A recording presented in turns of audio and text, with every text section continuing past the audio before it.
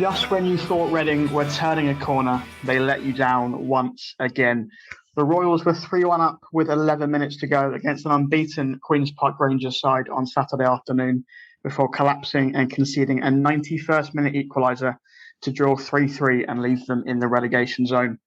Welcome to episode 271 of the Tilehurst End Podcast. My name is Olly Allen, stepping in to host this week in the absence of Mark Mayo. And I'm very pleased to be joined by two of the Tilehurst End's finest contributors. Firstly, Ben Thomas, who does our view from the Dolan column. How's it going, Ben? Life-wise, all right. Football-wise, just, embarrassed, disappointed, frustrated, all those words, Ollie. But yeah, life-wise, absolutely fine. Yeah, indeed. All of that hell from yesterday to come over the next hour or so, I'm sure. And also Dave Handbags. How's it going, mate? Yeah, not bad, mate. All good. Yeah, well, same as Ben, really, in life terms. Ticking along, I'm sure. Before we delve into the highs and the lows of yesterday's draw with Queen's Park Rangers, just a big shout out, first of all, to our sponsors, ZCZ Films.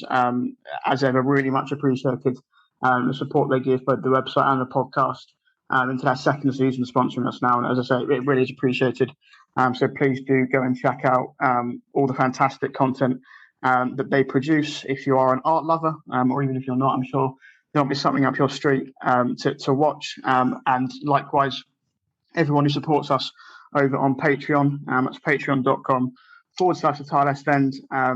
Literally any donation, however big or small, is genuinely really appreciated by everyone at the Tilehurst End, and sort of it keeps us motivated, I suppose, particularly when the form isn't as good on the pitch as it is at the moment, to keep us going off the pitch and to keep producing podcasts and whacking stuff up on the website. So yeah, if you do want to go and support us over on Patreon, that'd be much appreciated. Also, a quick shout out to check out our new newsletter.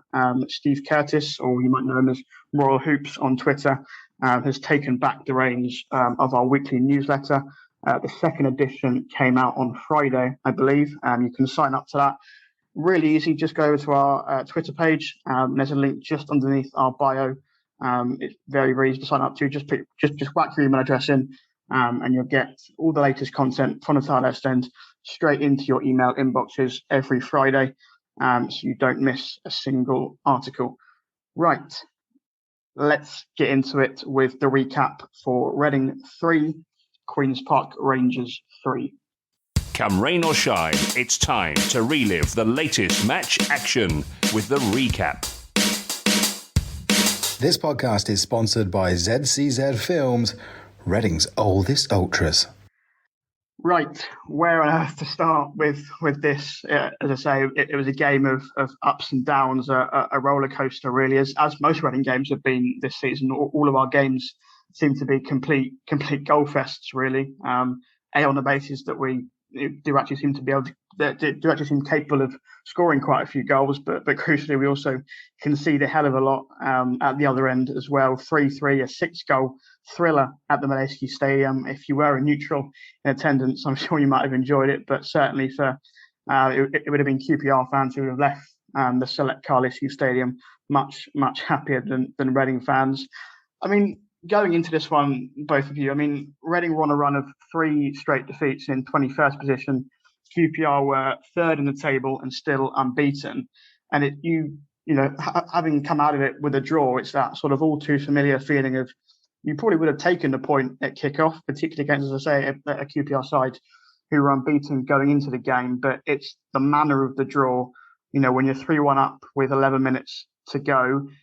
Ben, would you have taken a draw at 3 p.m. and were you happy with a draw at 5 p.m? Well, I think leading up to the game, I was, rightly or wrongly, quietly confident about, potentially getting maximum points. I think one of the things that I've been excited about, and I'm sure many other fans have been excited about over the last couple of weeks, is the new signings and bringing that kind of experience in and seeing how that would kind of supplement what we've already got.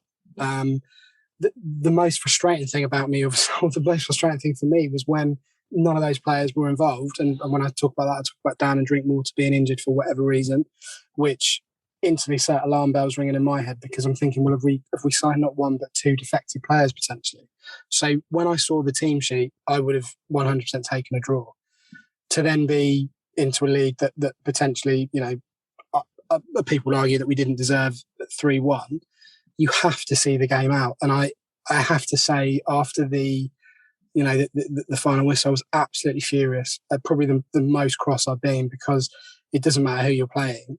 In a game when you're 3-1 up and you've got 11 minutes left on the clock, you have to see that game out. It's everyone's responsibility in the dugout and on the pitch to see that game out. So I wasn't happy with the draw at all. First half, I thought we were absolutely shambolic. I know we obviously went into the break at 1-1, but it was genuinely the worst I'd seen us play. There was no direction. Positionally, we seemed to be all over the place. We looked lethargic.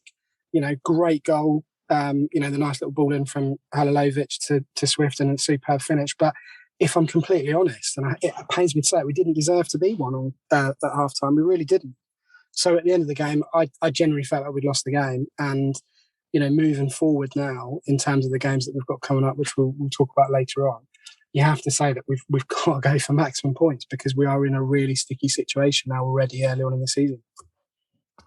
Yeah, I mean, it was a draw that I know Pano described as a draw that felt like a defeat, and it is that classic one where you concede an equaliser in stoppage time, and it feels like you've dropped 2 points massively. And obviously, it's not the first time we've conceded late on this season, conceding a late winner against Stoke, the 97th or 98th minute winner that Coventry scored against us as well. Let's look at the lineup to begin with. You mentioned it there, Ben, briefly, that there was no Scott Dan or Danny Drinkwater. Obviously, the signings just before deadline day, neither involved even in the matchday 18. I think probably down to lack of fitness. Obviously, Drinkwater played in pre-season with Chelsea, but obviously Scott Dan's not played any football at all since being let go by Crystal Palace at the end of last season. There was a debut for Baba Rahman, a left back. I thought he was pretty solid, to be fair, particularly going forward, putting a really good cross actually for George Puskas in the second half. Maybe Puskas should have done better with, but I thought he was pretty solid. A first start for Alan Halilovic. As you mentioned, Ben got the assist for John Swift. Also thought a pretty decent showing from him, perhaps a little bit at fault in the third goal, giving the ball away for QPR to go and score. A first appearance of the season for Obi Ejaria after recovering from an injury and both COVID as well. So good to see him back. Obviously, clearly not quite back up to full fitness yet, but there was still sort of a few twists and turns we've become used to with Ovi. And also no Andy Rinomota due to an ankle injury. So Tom Dedibashiru dropped into the holding role alongside Josh Laurent. The game itself, I suppose the elephant in the room for the first half is the first QPR goal is yet another set piece. It's the sixth set piece goal we've conceded this season. If you include the goal from a throw-in against Bristol City, again, just such solid defending. The free kick taken from near enough the halfway line, knotted into the back post, nodded back across goal, and then Michael Morrison just gets his feet completely confused and ends up putting it into his own net. Obviously, we've got the mailbag in a bit, but I just thought I'd include the question here in this section from Math. Is zonal marking to blame? Again, it's the topic that is on every Reading fan's lips at the moment, is the marking from set pieces and corners. I would recommend going and checking out a piece we had on a Tilehurst End this week from Stephen, who's at cabin__13 on Twitter. A really, really in-depth look on our marking and our set piece goals conceded over the last 4 or 5 years. He's got more time in his hands than me, going through back all the goals we've conceded and scored over the last 4 or 5 years to see if there is a trend. But Dave, whether you're of the belief that zonal marking is the problem or not, I think we can all agree that the way that Reading defend, full stop, but particularly the way Reading defend from these set piece situations, these dead ball situations, is a major, major problem at the moment. It's a huge problem, as you mentioned. We've conceded a goal from a set piece in almost all of our games this season, at least one. And that first goal, I was in Club 1871, and I clocked the run from I can't remember the guy's name, QPR number 5. Started making it. He ran all the way around the back. I just thought he's going to win the header here. And time and time again, not just from set pieces. QPR had overloads on the far post all throughout the first half in particular. They killed us down the flanks. They were very, let's get it out of the way. QPR are a good side. They are a good side, and if they play like that and continue to play like that throughout the season, then they'll be there or thereabouts in the playoff picture. And it just goes to show that what you can do when you have a manager that's given time and space to build his own squad and insert his own ideas on a team. But that doesn't negate our own fallibilities. And of course, as I say, the consistent attacking down the flanks with absolutely no protection for the fullback. I thought Yiadom and Rahman both did well, all things considered. Given, as I say, they were given absolutely no protection from Ajaria and Halilovic. They were left to do it all alone. And the second two goals both came from balls in from wide, essentially, on the inside channel.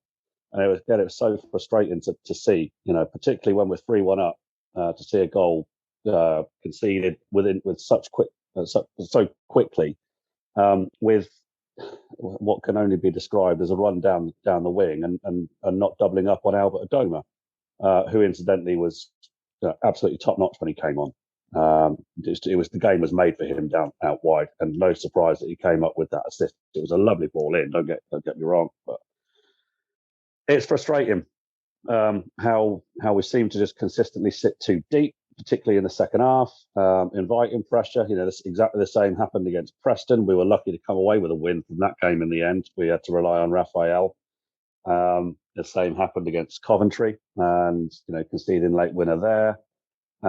Late goals being conceded simply because we are sat so deep, and you just need to push them up 10 yards, maximum 10 yards, and actually ensure that you've got that that space and play actually play higher up the pitch.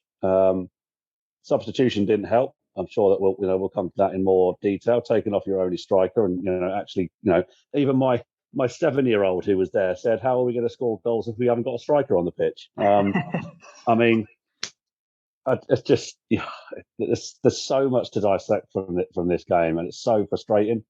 But when you're 3-1 up, as you say, with 12, 11, however many minutes it was left, you should be winning the game. You should be seeing the game out and winning the game.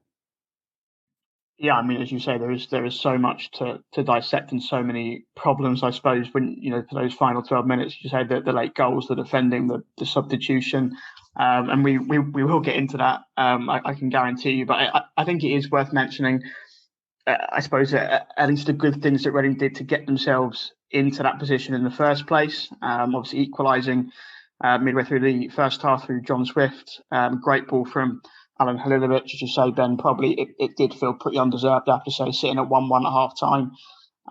But then second half, I think for the first sort of half an hour or so, we were brilliant. I think two really well worked team goals, a couple of really neat finishes from John Swift, and we haven't actually mentioned yet. We're 15 minutes or whatever in, and we still haven't mentioned that John Swift got a hat trick. And I suppose that's the sad thing for Swift, really, is that his brilliant performance yesterday is the gloss is taken off it a little bit by the way Reading just capitulated at the end. But we have to mention John Swift. He's now the Championship's top goal scorer this season with 6 goals to his name. Obviously, the hat trick yesterday, I believe it must be his first career hat trick. Getting into really good. Yes. It is brilliant. Yeah, I mean, getting into really great positions. We've always known Swift as this brilliant creative player, but this season he's really sort of getting into the box, getting on the end of crosses and passes back into the box, sort of adding that finishing aspect to his game. But I mean, Ben, I dread to think where we would be without John Swift this season. And yesterday, yes, despite the result that Reading as a team capitulated, that you have to give so much praise to John Swift yesterday. I think in terms of where we are, we wouldn't have the 6 goals that he scored, and we probably wouldn't have had any points because, he's led the team this season. If I'm honest, I think it's long overdue. We've been crying out for this John Swift for a long time. We've seen it in spells. Obviously, injuries have not helped, and chopping and changing managers regularly has not helped his cause either. But he was the only one, save for maybe a couple of Puskas chances, who I thought Puskas was outstanding yesterday. I really did. His movement off the ball was incredible, pulling people left, right, and centre, and making the space for Swift to move into. We'd be a lot worse off. And the irony of it is, yet again, that he's out of contract next summer, and off he goes on a free, and that's that. It's a cycle with this football club, and it becomes very, very difficult, because on one hand you want to sit there and appreciate a talent like John Swift and go, I'm really lucky to have him. But we did this last year with Elise, and we did this last year with Richards, and we knew full well throughout the season that they leave at the end of it. So as a fan, you're kind of torn between those two emotions, really. He was excellent yesterday, and QPR didn't really have an answer to him. He is by far and away the best central midfielder in the Championship right now. Possibly attacking midfielder as well. His return of 6 goals is phenomenal in a team that really has struggled to create chances in the games that they've had. So, yeah, really grateful for his goals. Really, really pleased for him personally, as I'm sure he will be. But as we've said already, it doesn't disguise the fact that we didn't pick up 3 points that we really needed. And I think if you asked any Reading fan, and hopefully if you asked John Swift, the answer would be, we'd rather not have a hat-trick and just have the 3 points instead. So the key really is potentially to manage his workload, considering that he's not really, to my knowledge, had a full season of play since he's been with us because of the injuries. But who else is going to come in and replace him? There's nothing to back it up. If he gets a knock or if he gets injured, then we really are stuffed. We can always look at things that are positive, but unfortunately, as we all know with this club at the moment, and I'm not trying to be the dark cloud in the sky, but there's always a doom and gloom element to what's going on, and that's symptomatic of where we are, and that's a symptom of where we are with John Swift as well, really. Yeah, I mean, you mentioned his injuries there, and that's probably my main worry with Swift is, are we going to see him for a full season? When either if he gets sold in January or whatever, or he just pick up an injury, because as you say, he's not really completed a full season.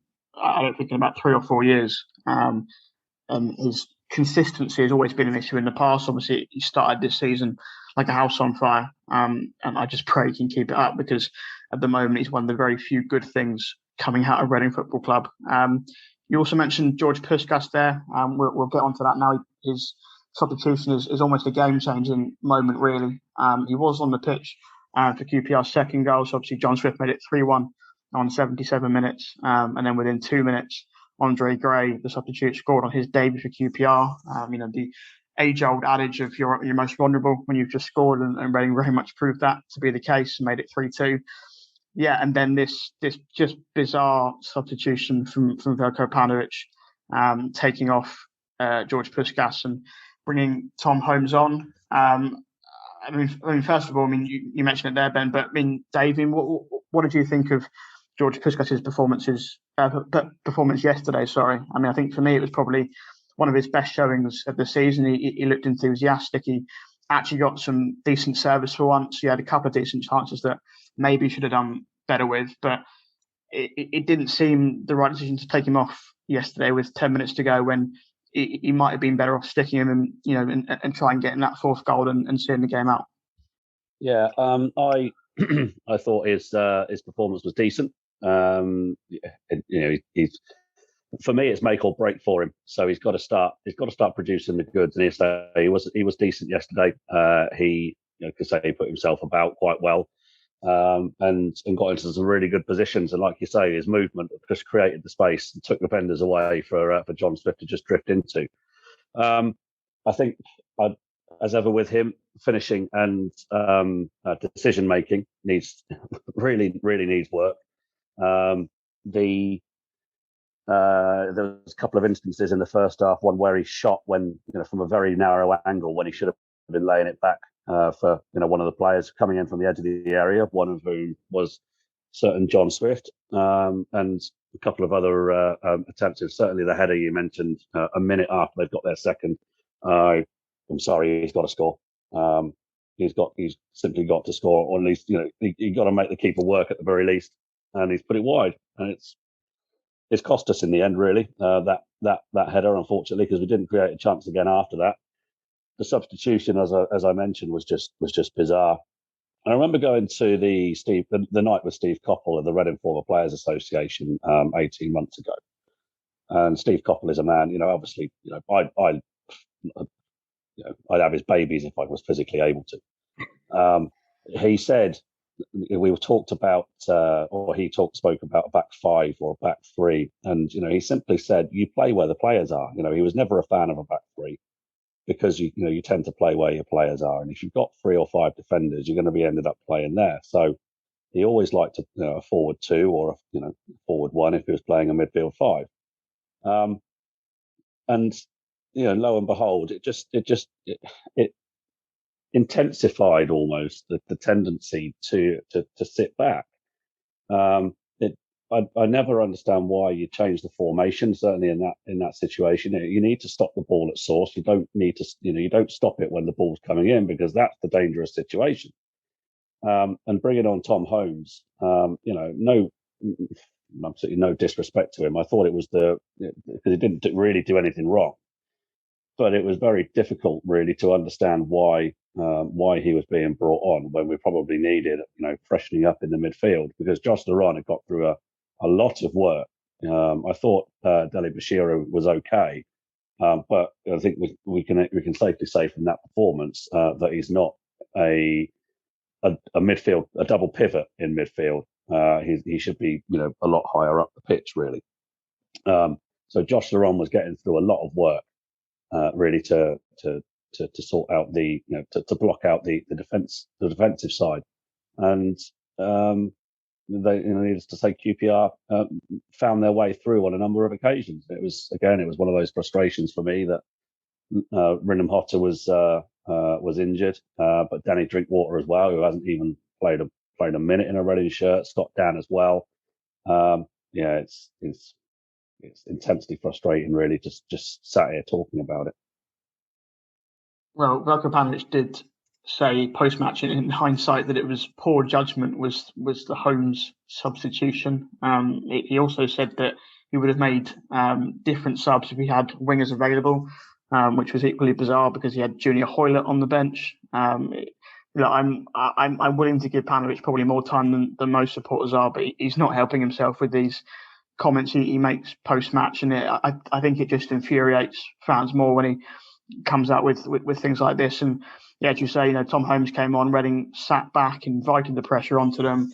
As you mentioned earlier, Albert Adoma came on for QPR, and I thought he was brilliant down the right-hand side, and Reading just simply couldn't cope with him. And that inevitable collapse comes, as I say, not the first time we conceded late on this season. Against Stoke, we lost it in the 85th minute. Against Coventry, the 98th, and now the late equaliser conceded against QPR. It's the 4th time in 6 games this season we've conceded at least 3 goals, which is a horrific statistic. When you think back to the start of last season, when we kept 7 clean sheets in the first 8 games, we were breaking all the right sorts of records back then. But now it's 16 goals conceded in the first 6 games, is the joint worst record after 6 games since 2004 in the Championship. Ben, I suppose it's the big question, really. What is the big problem? But do you question Pauno's game management? Do you question the mentality of these players? It's not a one-off now. As I say, this is the 3rd time we conceded a late goal and dropped points late on in a match this season. I mean, just going back to that point about Tom Holmes. I mean, I like Dave, I love Tom. I think he's fantastic. He's a lovely guy. He did really well last season. But if Tom Holmes at the moment is our insurance policy to see out a game at 3-1, you might as well play the kids for the rest of the season.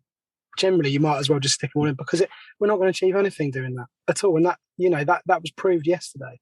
It's ridiculous. And his comments about, I wish I had wingers. You're right, Ollie. He had Hoylett on the bench. At least if you're gonna change it and you wanna mix things up because Puss was looking tired or whatever, stick Clark on. Give them something else to handle up front, because all that happened was they were able to sit back and concentrate on getting the ball forward, and then they scored the 2 goals from that. It's absurd. It really is, and I just couldn't believe it. And the biggest thing, in terms of answering your question, is how on earth no one in the coaching staff thought to question him. And if they did, they obviously didn't do it loud enough. How all of those coaches thought that's a great idea. You know, who's challenging him in the dugout when he's making these absolutely preposterous decisions? And, you know, like you, and we've said it time and again, whether it's through articles or comments or, you know, on this pod, me and you both agree that sacking people is not the right answer. I do not want to see Paunovic sacked, but it's becoming even more difficult by every single game to justify what he's doing. You know, team selection, all right, you could say he's got injuries, he's got this, he's got that, fine. No one would have looked at that team yesterday, given what he's got available, and gone, oh, that's the bad side. But the mentality and the resilience and the common sense of the players is just completely lacking. And my biggest problem at the moment is that when you look at that team yesterday, the core of that team was there last season.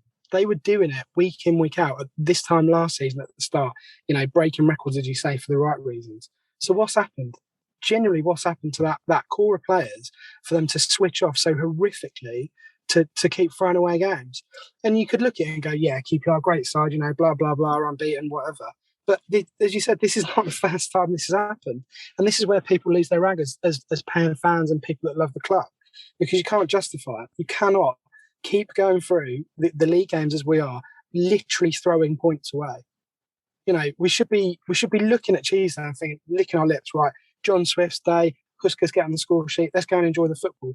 I'm genuinely worried about Tuesday. And we're playing a team that's just got beaten 6-2. Honestly, I can't, with Paunovic at the moment, I just don't know what he's thinking. I really don't. It baffles me. And along with his coaching staff as well, you know, it's bizarre. It really is bizarre. And I think the biggest thing that concerns me is that the players are capable of switching off so spectacularly. You know, as you said, we were brilliant at those 30 minutes in the second half. Absolutely superb, tore QPR apart. But then it just goes to pot. And I don't know how we can be so Jekyll and Hyde in one half, you know, let alone one game, in one half of football. Something is seriously wrong with the way that he's communicating with those players and the way that they're taking on his instructions, because it's not working at the moment. And I don't want to see the guy sacked because I think he's brilliant. But at the end of the day, we all know that you're judged on results. And if you don't get those results and you're consistently throwing away games in the manner that we're doing, you can't justify it. You can't keep going through the same process that he's currently going with those players at the moment. I think that's the thing, isn't it? I think it's not just the results; it's the manner of the results as well. And I think you can look at it one of two ways. You can look on the brighter side and say that, yeah, we are pretty close to getting, you know, results. We're a couple of minutes away from beating QPR yesterday. We're a couple of minutes away from getting a point at Coventry. A couple of minutes away from getting a point at Stoke. And in some ways, not to use Paul Clement's words, but they are fine margins to a certain extent, because Reading are certainly not being outplayed in these games. You know, they're leveling games for long periods of time and even leading games for periods of time. But as you say, then they throw it away. And that's the other way of looking at it, I suppose, is that these results are made even more infuriating by the fact that we're throwing them away so late on. And look, that's not me saying that if Reading were sat, as in we are sat on 4 points, and if we're sat on 4 points just with the results as they are, people wouldn't be angry. Of course, they'd be angry, and it's not good enough to be sat on 4 points after 6 games. But I think what has made the mood even worse than it is, and not just because of the results, is because of the manner of the results and the manner of, you know, the conceding these late goals and throwing, as you say, points away and wins and draws away. And that's what's got to improve. We have to get better at seeing games out, because, you know, I don't feel confident that we've got a result now until the final whistle blows. You know, you go into stoppage time and he puts up 5 minutes yesterday, and you think, you know, the goal's probably going to come, because this team is not certainly not good enough mentally, it seems, to deal with pressure being invited on them, and this manager, unfortunately, at the moment, doesn't seem tactically good enough to be able to deal with seeing games out. I will give the final word for the recap to Veljko Paunovic. So let's hear his thoughts on the draw with QPR yesterday, and then we'll head straight into the mailbag. It feels like a defeat. I believe that the team is still growing. The team still needs time to start to learn to play together, as we have a lot of new players, which is normal at this point.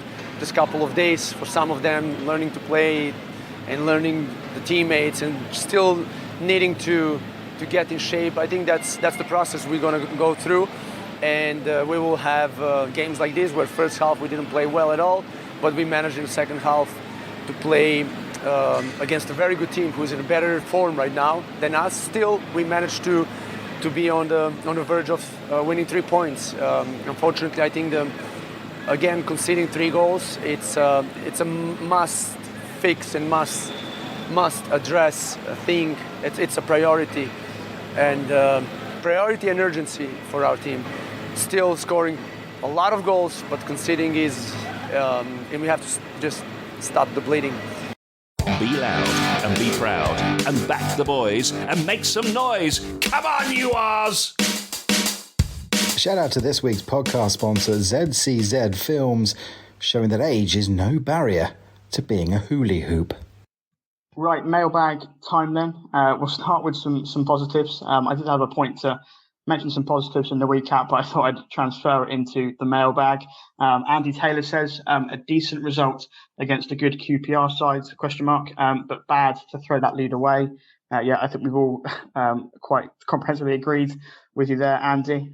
Ben Greenwood says, is there a chance that we're in for the opposite of last season, in that perhaps this is our bad run? Then when players return, we pick up and finish strong. Of course, poor to lose a lead, but let's not forget how strong QPR are currently. I mean, Dave, was there enough yesterday to suggest that, once the new signings are bedded in, once Halilovic and Babaraman, get more game time, once Drinkwater and Dan come into the side, even in January when Lucas João hopefully comes back and Femi Aziz, for example, comes back, is there enough to suggest that once everything gets back to normal, I suppose, to a certain extent, that results might start to pick up, or it might Paunovic have already left by that point? Well, knowing our owners, if we don't pick up, then it might end up being literally a case of he won't be in the job. It's not something that I particularly want. Again, I echo Ben's thoughts that I don't want to see him sacked. We can't keep chopping and changing managers, but as you say, he doesn't really help himself. I think there's enough. We demonstrated yesterday that certainly in an attacking sense, and in most games this season, in an attacking sense, we are capable of creating chances and we are capable of scoring goals. But unfortunately, that balance isn't quite there in terms of the way that we defend. Clearly, the defending is atrocious, really. I just wondered, something that I was thinking about as Ben was speaking before. I just wonder how much autonomy the players have got to make their own decisions on the pitch, or whether or not they're being told to literally not, just thinking about, as I mentioned before, we were killed down the flanks, certainly in the last 10 minutes. And I just wonder how much, Halilovic and Ajaria could have been looking at, doubling up and helping out the fullbacks and just closing out the QPR supply line in those last 10 minutes, because that's not something we saw at all, particularly given that was where their strengths were. It was quite frustrating watching that, but in terms of, going into January when the players are coming back, there's more than enough there for us to start getting decent results. It's going to be interesting to see what effect Scott, Dan, and Drinkwater have. And I just wonder if they bring that little bit of extra experience and know-how, knowledge, and sort of a little bit of confidence to the team, and actually start saying, and pushing them up the pitch when they're starting to sit deep. Because again, that's something that falls into autonomy. You've got to be looking at Michael Morrison and Liam Moore and saying, we're sat too deep here. We're inviting pressure. We need to push up. And you have to question why they didn't notice that. Have they been told to sit deep? Or do they have that autonomy to be able to say, we're sat too deep, we need to push up? I don't know. So if it is a Pauno decision, then that's on him, clearly. It doesn't work. We know it doesn't work. It invites pressure and you're always in danger. And again, as I mentioned before, Josh Laurent, the way that he almost did a lot of the defensive work, wasn't able to do it all by himself, and QPR had a lot of space. The equalisers are an absolute prime case in point. The amount of players that they had running in from the edge, around the edge of the area, and absolutely nobody tracking. he was the 3 players totally free, and you've got to question, well, all right, where's the midfield? Everybody's sat so deep, they're actually on their own flipping goal line. So clearly there are shoots of optimism, and John Swift being the biggest one.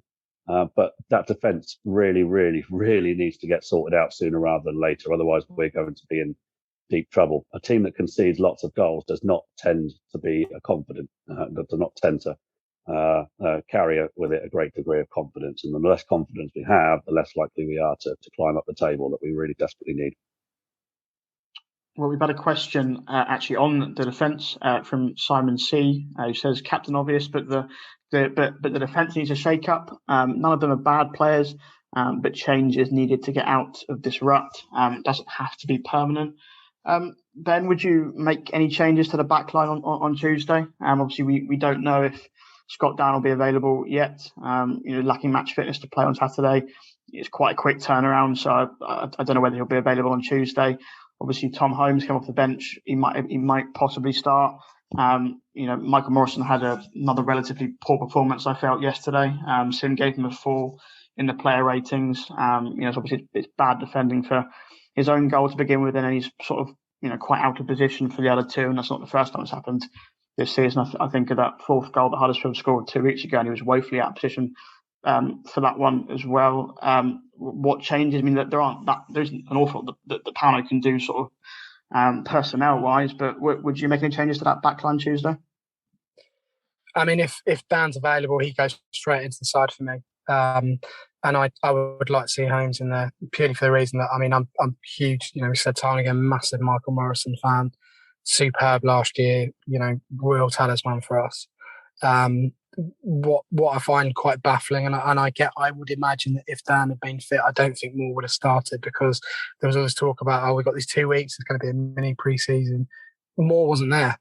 He was in playing with Jamaica. So, for me, I know it's great to represent your country and brilliant for him, but we're in a position where we've got to stop conceding goals. And if you've got one of your captain and your main defender out, around the world doing whatever they're doing, they can't play. I'm sorry, but I don't understand that. We're conceding a ratio of what, 3 goals a game, if that, on average. Obviously, we did that yesterday, but it's just, it's not good enough, really. And so I'd definitely put Holmes in for either or. I don't think it matters, quite frankly.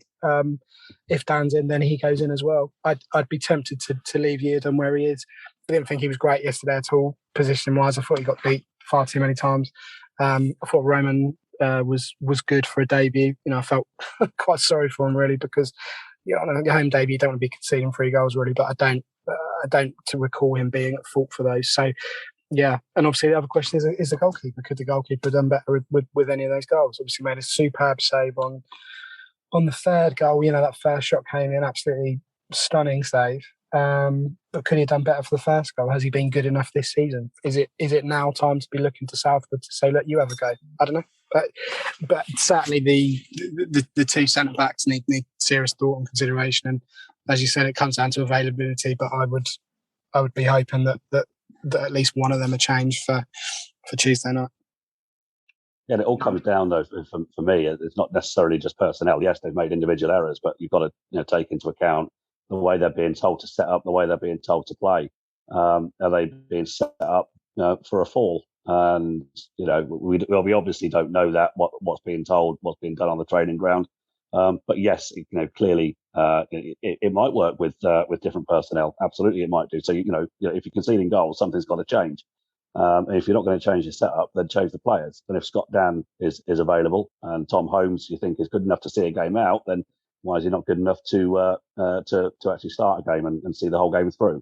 But yeah, I can't disagree with too much of what you said there, Ben, to be honest with you. Yeah, I mean, for me, the drop off in Michael Morrison's performances is one of the most disappointing aspects of the season so far. I don't know whether it's the injury he got at the back end of last season, or the fact he's just simply getting a bit older now.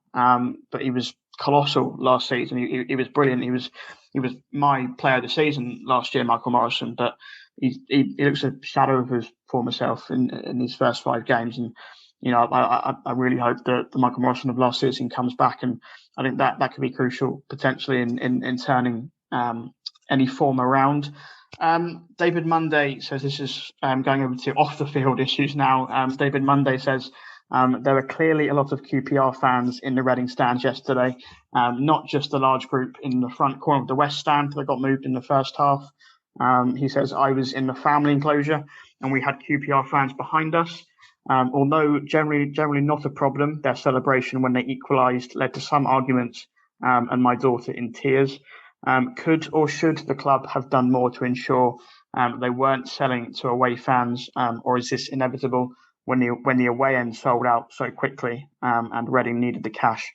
Well, I was just going to sort of add some context to that. And yes, obviously QPR sold out their away allocation pretty quickly, largely due to their own fault because they put the tickets on general sale, and then inevitably, after their request for a beam back at Loftus Road were crucially denied by Reading.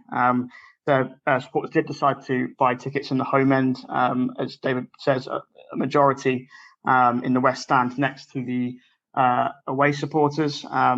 It was a shambles, really. I wasn't obviously in the West stand, but they looked to be causing an awful lot of trouble, and obviously eventually got moved into the away end in the second half, which I thought, again, is probably the only thing they could have done. But ultimately, it almost defeats the point of not of letting them in the stadium in the first place. I was sat in the Avon Dolan stand, and like David, I had some QPR fans next to me and in front of me. Again, not really a problem for most of the game, but certainly, when their equaliser went in, wild celebrations that did annoy me a little bit. And Dave, you're about to chip in there, but is there a solution to this? It was a shambles all round, really, both from QPR in the way they sold their tickets and from Reading in the way they dealt with the away fans in the home section.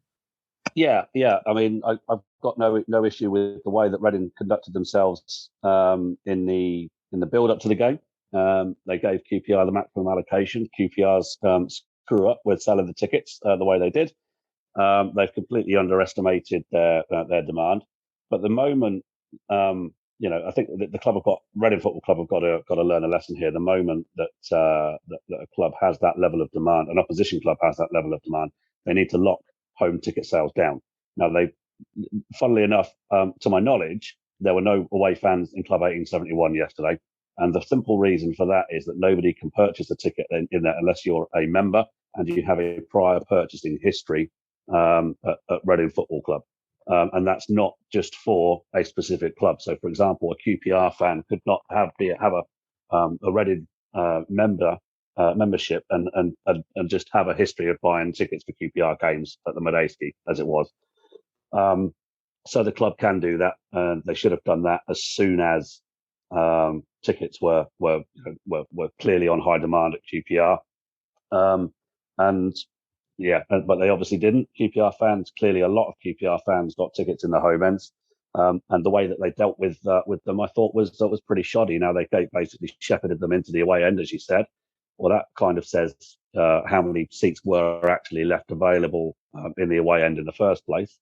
But if you're able to shepherd them into the away end, why they're going against the ground regulations, to my knowledge. Again, if they're doing that, but if you're an away fan in the home end, you are going against ground regulations, and by rights you should be ejected. And they should have done that, quite frankly. They should have got the stewarding teams involved and shepherded them out and just told them, no, go on your way. And that's just, that's my opinion. I'd expect exactly the same anywhere else if it wasn't Reading, whoever. The fact that it's happened to us is frustrating. But yeah, the way that they dealt with it in the end and took so long to deal with it was clearly causing a lot of angst down in the southeast corner. There were a lot of people. I say a lot of people. There are 15 or 20 people all having a go at not having a go, but vociferously demonstrate or putting across their views to the stewarding teams down there and the coppers. The coppers down there, obviously, it's not within their remit to be doing things with ground regulations and that to do with ground regulations. but they could have ended up with quite a serious public order problem in the end if the club didn't do anything. So yeah, it's not good from Reading. They should have locked down ticket sales as soon as there was high demand from QPR fans, and they could have solved the problem there and then, really. I just, yeah. I mean, I was absolutely livid with it. I really was, and the most frustrating thing about it is we're not talking about a couple of blokes that have snuck in, and we've all done it. I've done it. I've been in sort of away grounds, and I've kind of got into the home end and sat there and just watched the game and left, and that's it. But we're talking like 20, 30 people who went there within the first 5 minutes, were playing up to the away fans. Everyone knew it was happening. It was all over social media leading up in the week, and the club did nothing about it. And the most ridiculous thing about it is that, in that southeast corner, there's like the hospitality bit, isn't there? And then there's like a little sort of triangle that was had like a blue net over it. So I was sat there thinking, just move them into that, stick them in there, line the stairwell with stewards, because it can't get any more unsafe than it was at that point, and just let them sit there. What then happened was they moved them into the away end, as Dave said, but they're all standing up in the gangway, so people can't get in and out of the concourse. So God forbid there's a problem, it's game over, really. I feel really, really frustrated, and obviously I can't remember the guy's name that sent in the question, but if I was him, I would be seeking serious answers from the club, because they have failed in their duty of care to look after those supporters. Dave just said that, he's absolutely right. You buy a home ticket and you adhere to the home rules. They weren't doing that. It wasn't like they just jumped up sort of accidentally and, celebrated a goal or whatever. This was persistent standing. It was persistent disorder, and it was caused the major issues. And what's really sad is that there'll be people in that stand that have had a season ticket in those seats for 20 odd years, however long the stadium's been there. And they will probably now be thinking twice about whether or not they should be there. The worst thing about it is that stand tends to be populated by families, as everyone said. And there might have been families there that have gone to sort of a biggish game for the first time, and they won't come back. And the club have lost money from a local family that they could have had for years and years and years. And this is just symptomatic of Reading Football Club. They're not interested in looking after or seemingly looking after Reading fans. They took the money. What should have happened straight away was that they should have been thrown out the minute they were demonstrating away supporters' behaviour. Simple as that. There can't be any questions, because that's what it says on the back of the ticket. So, the club have got some serious questions to answer. And I know for a fact that Star are seeking some clarification on what happened in terms of the behaviour of certainly the stewards there. Not all of them, but certainly some of them. And some of the things that went on in that stand, because it was just preposterous. It really was. And how they were allowed to stay in that stand for a good 40 minutes, again, is just beyond me. Because once they'd made the decision to move them, it should have been done immediately, because it was just going to cause more problems. So it's very, very frustrating, very, very slow to react. Obviously they contained them, but it didn't actually move them. And it just soured the atmosphere. I think the way that QPR behaved in the lead up to it was disgraceful. They didn't have to make knowledge or public knowledge of the beanbag. They could have just left that, but they chose to go public with that, which stoked the fires even more. The whole thing just really, really sour taste. And what's worse is that QPR fans will think, oh, it's us. It could have been anyone. But the behaviour of certainly their supporters and their club really, really left a sour taste in my mouth yesterday, and will continue to do so moving forward. I think it's going to be interesting. Go in. It's going to be interesting what the local safety advisory group say on the back of what happened, because as we know, the away end was, in inverted commas, sold out, and yet you've got, I don't know how many it was. It must have been between 50 and 100 QPR fans that have all just been frog marched into the away end. Like you say, they're in the gangways. Now, if there's a crowd or an emergency, and that stadium needs to be evacuated, that's going to be an issue straight away. So they should never have been in a position to be, never have made the decision to put them in the away end. They needed to be, booted out. If they sat there quietly, like you say, if they sat there quietly and just, kept their mouths shut, then I don't think too many people would have that much of an issue with it. But they didn't, like you say. They were, giving it the big end to the away to the away end. But you're right, Dave. If they sit there, almost it becomes a bit of banter then. And I've seen it. I've seen it happen before. When we were in the Premier League, there was regularly seats next to us where they'd obviously been sold for corporate or whatever, and you had Arsenal fans, Newcastle fans. You have a good chat with them. That's what football's about. This is where football needs to take its lead from rugby, but it won't, and it never will, because of situations like yesterday. It's just not good enough. It really isn't, and I feel really, really sorry for those people, those Reading fans that had to put up with that yesterday, because I don't know what I would have done in that situation, to be honest. I really don't. Yeah, I can't really add much more than that. I completely agree. Let me make it clear. I don't really have an issue with away fans buying a ticket in the home end, as you say. If they sit there quietly, that's fine. But it was the way that, well, not just the equaliser, but during the game as well, particularly in that southeast corner. But yeah, and when the equaliser went in as well, I just think. Just be a bit sensible about it, and I think that's one of the most infuriating things is that you could see this coming from a mile off. It was on social media in the week leading up to the game. The club would have known that the QPR fans were going to try and get into the home end, and perhaps even try and cause trouble. So yeah, just the shambles around, as I say, and you two have both articulated it very well indeed, and just it made what was a fairly sour ending to the afternoon on the pitch, even more sour off it. We'll end the mailbag then with some questions on the manager. As I said, I don't particularly like speculating about a man's job, but as it is, we're in the position we are in. We are now in the bottom three. So a couple of questions on Veljko Paunovic. Brightside says, what has Pauno done right that keeps him in his job? Loyal Royal says, so my current thinking is that Veljko Paunovic needs to bolster his coaching staff to give an added sounding board / reminder about tactics / game management and educate the team. Perhaps the new players will bring this themselves, but if not, who do you think would assist in this way? Obviously, John O'Shea and Eddie Nitzveski left the coaching staff in the summer. And Sean Burgess says, if you are Pauno out, give us one sensible alternative. Wilder ? He's a top proven manager as soon as he does his research and notes that 75% of our squad leaves next year. Why would he fancy that in a relegation battle this year? Ben, I suppose we'll try and cover sort of all of that in one, really.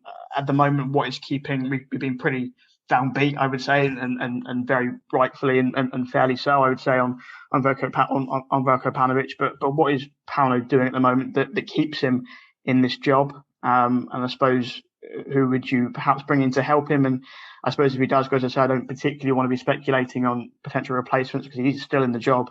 But is there anybody out there at the moment that sort of stands out to you as someone you might want to come in? It's a great question. It's really difficult to be objective based on the fact that we're sort of 24 hours removed from yesterday, and obviously the season is not going well. In terms of Pauno, I think what he's done really well is maximised, certainly last season, the resources that he had available, because us having a thin squad is not a new thing, and he got the absolute best for 6-7 months out of that squad last year up until it all fell apart around sort of March time. So I think, give him his credit, particularly last season, he was outstanding with what he did, bringing the young players on as well and giving them confidence to succeed. Obviously, naysayers will rightly say that he didn't have a choice because that's all he had available, but you still got to coach those players and make them better. And there's no one can doubt that he didn't make Elise and Richards and Holmes better throughout the season, last season consistently.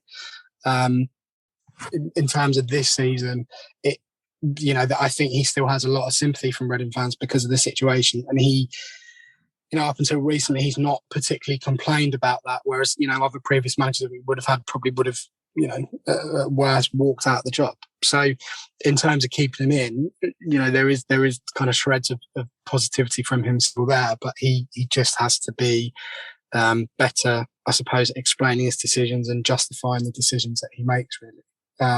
My big issue, as I said earlier, is the backroom staff, because O'Shea leaving, yeah, fine, but the big one is obviously Eddie Niedzwiecki leaving, because he's got a proven track record of toughing up defences, and he's worked with some of the the best coaches around. So both of those leaving in one go has been a massive problem. In terms of replacements, Wilder's a non-starter, A, because he won't come, but B, I just don't think he's a good fit for our club anyway, and I think he's in danger of being one of those managers that is thought of better than he actually is. based on the current financial restrictions we've got, if Paunovic did go, I wouldn't be surprised if they turn around to Michael Gilks and there you go, have it for the rest of the season, because he's already on the books. He knows the club, he knows the players. He's not going to expect or demand a huge pay rise. He's not a name in management. He's a club legend, so fans would get behind him. And this is completely left field. But in terms of toughening up the defence and having a bit of experience in there, you can't do worse than someone like AD Williams at the moment in terms of our budget range and what we're at, because he knows the club and he knows what to expect. And certainly yesterday, I happened to flick on BBC Berkshire Leaving, and what he was saying was true. You just stop conceding goals, just do the basics, clear your lines, play ugly football. And the club at the moment and the team don't seem to be able to do that. So if the board did decide to get rid of him, certainly Gilks and being aided by sort of some other people around him would be a good fit, because he's not going to cost the world. And as I said, he's already there. Again, I go on record and say I don't want Paunovic to be sacked. I would much rather he was there and he saw this through and he turned it round, and I'd be absolutely delighted for him and the team if he could. But you have to be realistic and you have to look at the current form, not just now, but the back end of last year, which for me is a massive factor, and say where are the points going to come from consistently at the moment. We've got Peterborough at home, which we all hope and pray that we win on Tuesday night, but then we've got to go away to Fulham. So potentially any momentum that we do get on Tuesday might be gone by sort of 5:30 on Saturday. So very, very difficult. Great set of questions, but it's always so difficult to talk about the ifs, and particularly with the management situation as well. Well, we did actually poll supporters for their views on Veljko Paunovic and the Chinese owners this week, and we'll get into the results of that in Newsbites.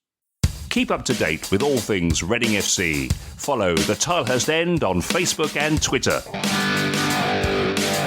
This podcast is proudly sponsored by ZCZ Films. Remember, if you want to get involved in sponsoring the show, drop us an email to thetilehurstend@gmail.com. Right, so a quick roundup, first of all the goings on in the respective teams at Reading. The women's side have unfortunately not had the best start to the Women's Super League season. They lost 2-0 to Manchester United live on Sky last weekend, and then they lost 4-0 to Arsenal today. Obviously a very tough opening pair of fixtures for Kelly Chambers' side. So I'd imagine they will begin to pick up in the next couple of weeks. As a tough couple of opening fixtures for them. A lot of change in the squad over the summer as well. So it might just be a case of new players bedding in. It's a fairly young squad as well. They've lost obviously Farrell Williams, who retired, and so just the presence, I think, of someone like Farrell Williams is difficult to replace in itself. But I'm sure they'll pick up the next couple of weeks. The under-23s lost 3-0 to Charlton in the Premier League Cup on Wednesday, but they are back in Premier League Division 2 action tonight, also at the Select Car Leasing Stadium. So the women played at the Select Car Leasing Stadium this afternoon, and now this evening, more football at the home of football as the under-23s take on Nottingham Forest, and the under-18s lost 3-2 to Tottenham Hotspur on Saturday and travelled to Derby County next weekend. So all in all, a pretty poor set of results this weekend for all Reading Football Club teams.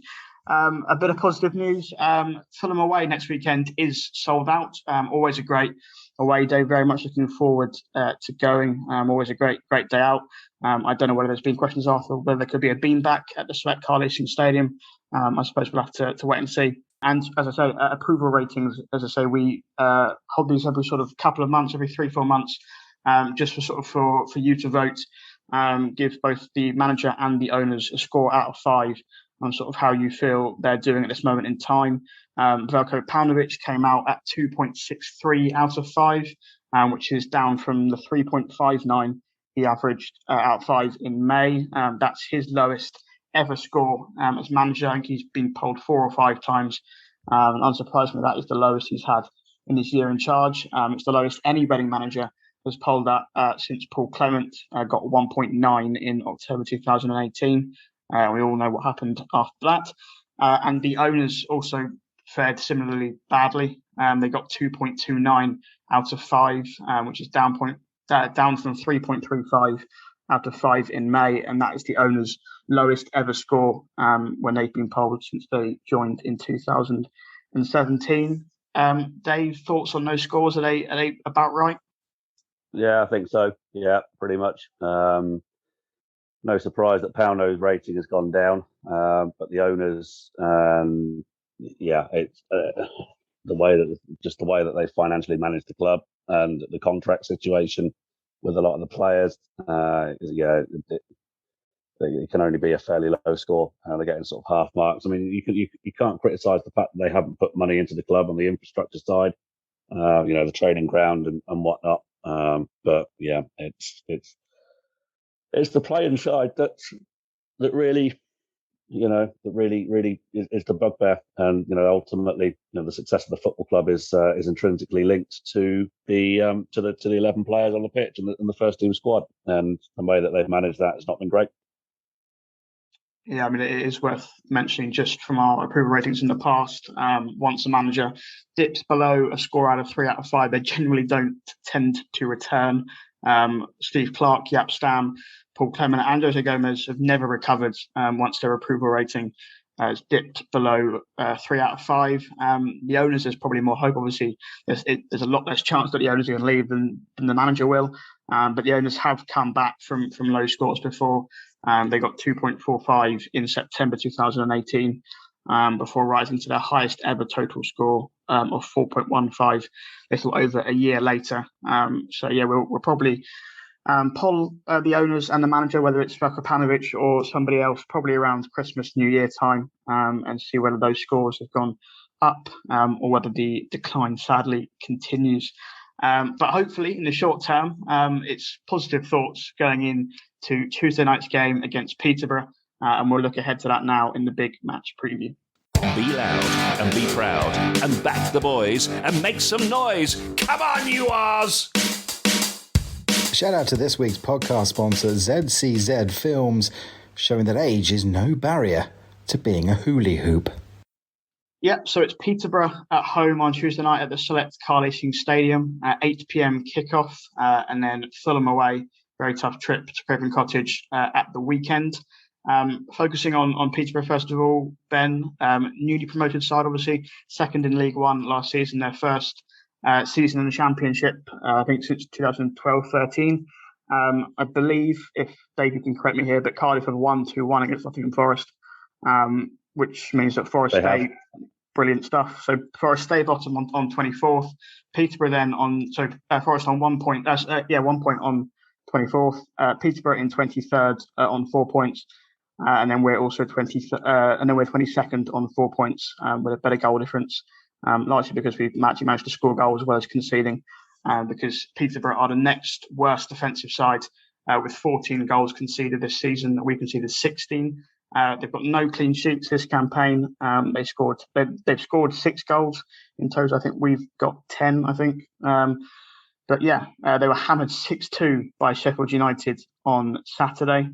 Sheffield United themselves, of course, hadn't won this season before this weekend, and then put 6 past Peterborough at the weekend. So it's probably one of those either where Peterborough are going to be very shell-shocked and short of confidence, or they're going to be desperate to put in a response. And Reading very much in the same sort of scenario, and it's almost a must-win, I suppose, for both sides. I know, Ben, you tweeted this morning that it feels like a must-win. I mean, it's the 7th game of the season. It feels very early to be saying that, but it does almost ring true that this is just a huge, huge game, because Peterborough are a side who are on the same number of points as us. And it could turn out that if Forest also win in midweek, and then Peterborough beat us, then we end up bottom of the Championship table going into a very tough trip to Fulham. Yeah, and that was the reason for the tweet, because I hate to improve. Oh yeah, you got to win this game, but this one, I mean, it's the perfect time to be playing them. Both very similar in terms of the way we started the season. Obviously, it was always going to be difficult for Peterborough. I kind of feel slightly sorry for them yesterday, because Sheffield United always had that in them, and it just so happened to be Peterborough that they came up against yesterday, and obviously absolutely whacked them. I mean, they've got some talent in that team. They didn't get out of League One for any old reason. It's a very, very tough league.